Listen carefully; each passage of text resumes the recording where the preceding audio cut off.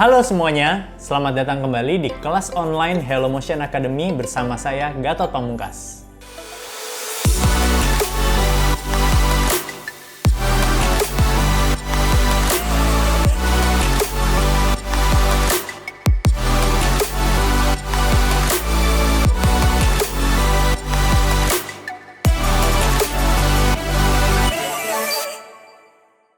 Di sesi kali ini, kita akan mempelajari materi yang sangat seru dan juga menyenangkan, yaitu tracing and color.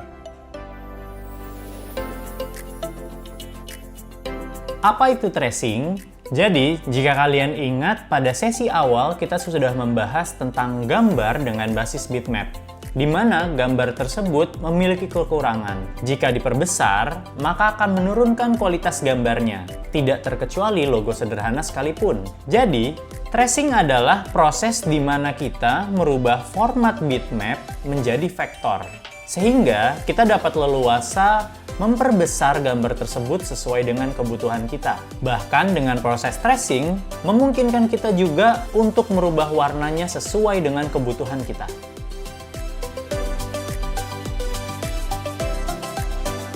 Tools apa saja yang kita gunakan? Pada sesi ini kita akan mempelajari tools dengan nama Pen Tool.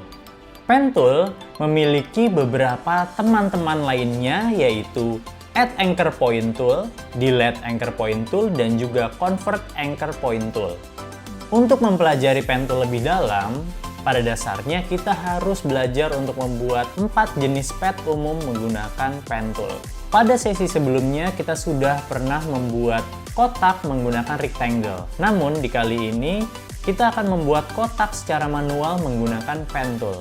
Dalam membuat objek yang lebih kompleks nantinya, kita harus mengenal beberapa anatomi yang berbeda pada sebuah pad.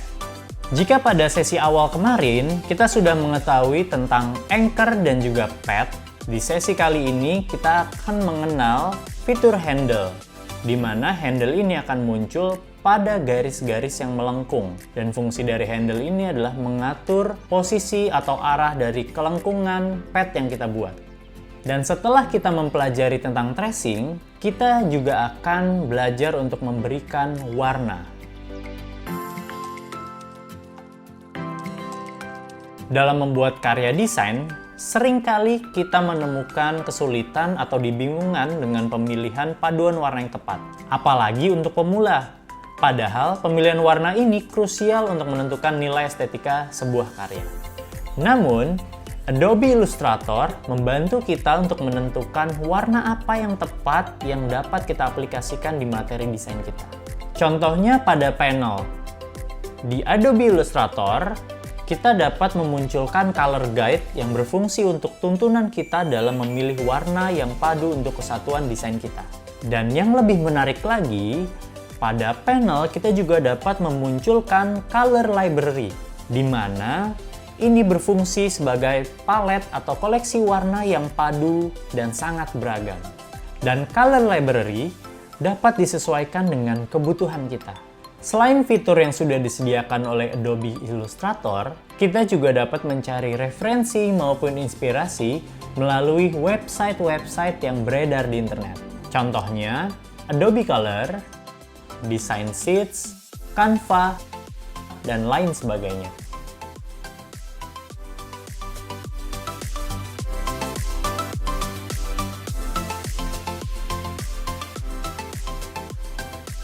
Savoir Web ini memiliki kelebihan di mana dia memungkinkan kita untuk dapat menyimpan sebuah gambar dengan ketajaman yang tinggi, namun tetap dengan ukuran file yang tidak terlalu besar. Savoir Web ini cocok untuk keperluan web ataupun review dalam sebuah pekerjaan kita.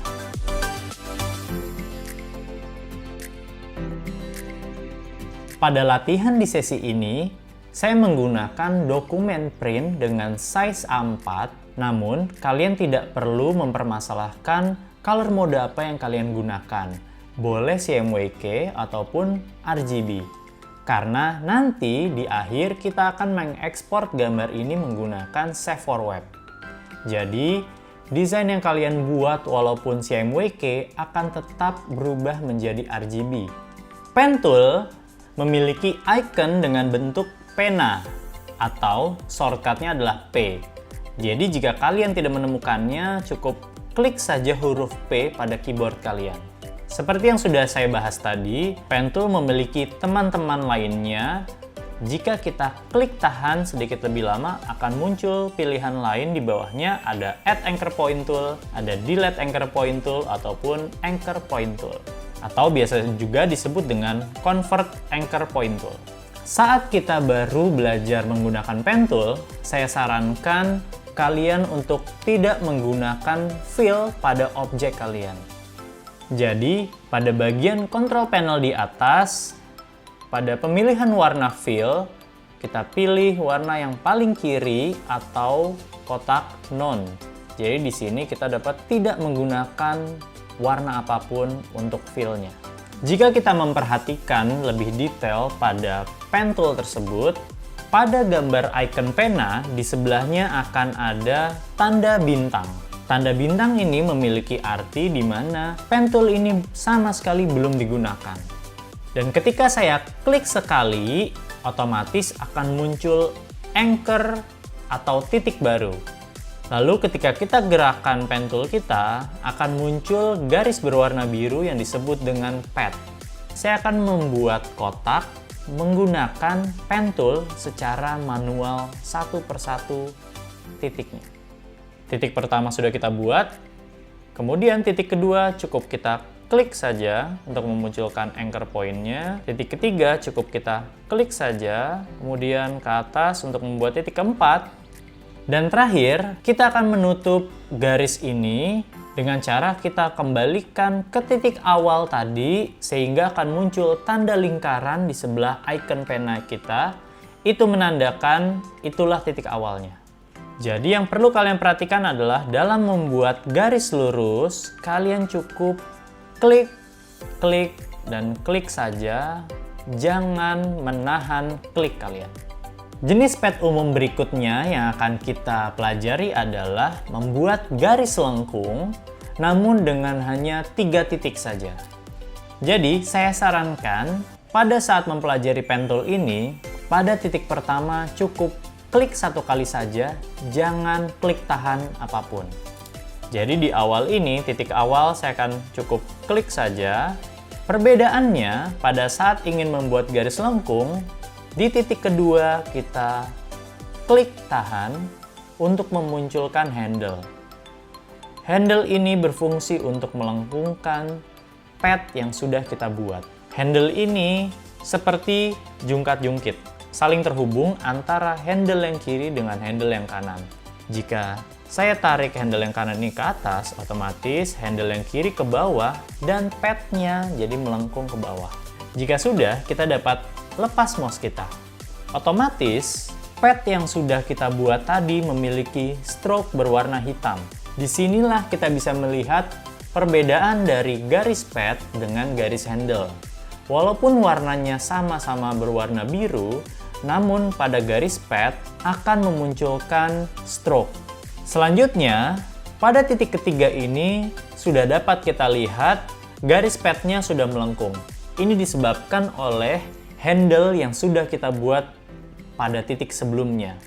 Handle yang kiri posisinya di atas membuat pad yang awal menjadi melengkung ke atas. Sedangkan handle yang kanan karena posisinya di bawah otomatis membuat pad berikutnya melengkung ke bawah. Kalau sudah, cukup kita klik sekali saja. Jadi, jika kita sudah selesai dalam membuat objek lengkung ini, kita tidak perlu membalikkan padnya kembali ke titik awal. Untuk melepasnya, kita cukup pindah saja ke tools lainnya. Salah satu contohnya, misalnya saya akan kembali menggunakan tool selection atau shortcutnya V. Dengan kita berpindah ke tools lain, otomatis sudah memutus pen tool yang sudah kita buat tadi.